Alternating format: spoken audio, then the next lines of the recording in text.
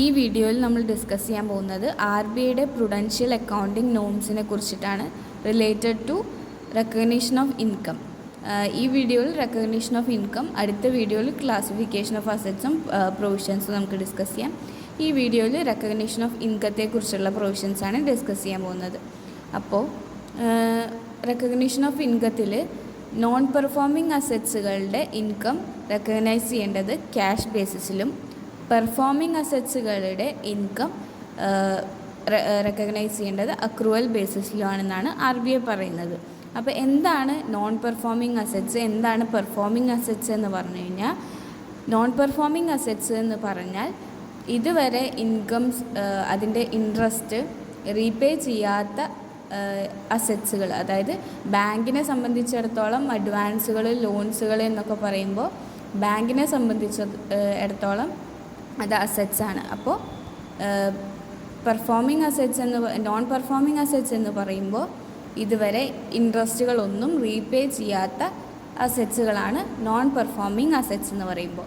Performing assets എന്തായിരിക്കും? അപ്പോൾ repay ചെയ്യുന്ന, ഇൻട്രസ്റ്റ് എല്ലാം കറക്റ്റായിട്ട് റീപേ ചെയ്യുന്ന തരത്തിലുള്ള അസറ്റ്സുകളാണ് പെർഫോമിംഗ് അസറ്റ്സ് എന്ന് പറയുക. അപ്പോൾ ഇല്ലസ്ട്രേഷൻ 6 നമുക്കൊന്ന് ഡിസ്കസ് ചെയ്യാം. Given below details of interest of advance of a commercial bank as on 31st March 2021. അപ്പോൾ കുറച്ച് പെർഫോമിംഗ് അസറ്റ്സുകളും നോൺ പെർഫോമിംഗ് അസറ്റ്സുകളും ഇൻട്രസ്റ്റ് ഏൺഡും ഇൻട്രസ്റ്റ് റിസീവ്ഡും തന്നിട്ടുണ്ട്.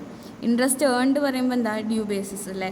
അപ്പോൾ അക്രൂവൽ ബേസിസ്, അതാണ് ഇൻട്രസ്റ്റ് ഏൺഡ് എന്ന് പറയുമ്പോൾ.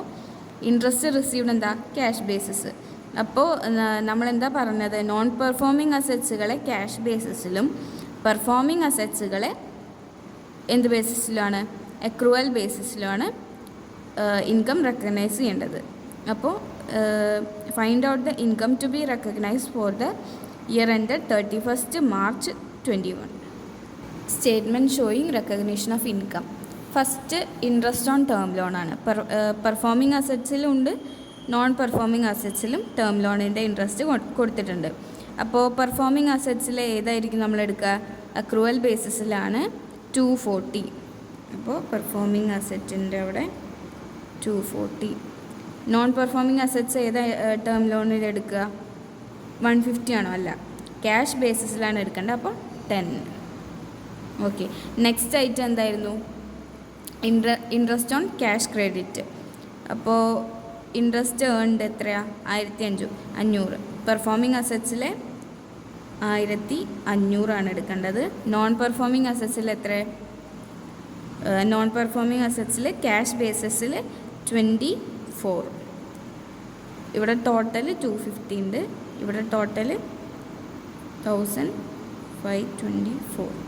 Okay, next item interest on bill purchased and discounted. Performing asset ഏതാ? അക്രൂവൽ ബേസിസിൽ 300 എടുക്കും. നോൺ പെർഫോമിംഗ് അസറ്റിൽ ക്യാഷ് ബേസിസിൽ 40. ടോട്ടൽ എത്രയുണ്ട്? 340. അപ്പോൾ ഇതിൻ്റെ ടോട്ടൽ എത്ര വരും? 2114. ഇതാണ് ഇൻകം ടു ബി റെക്കഗ്നൈസ്ഡ്.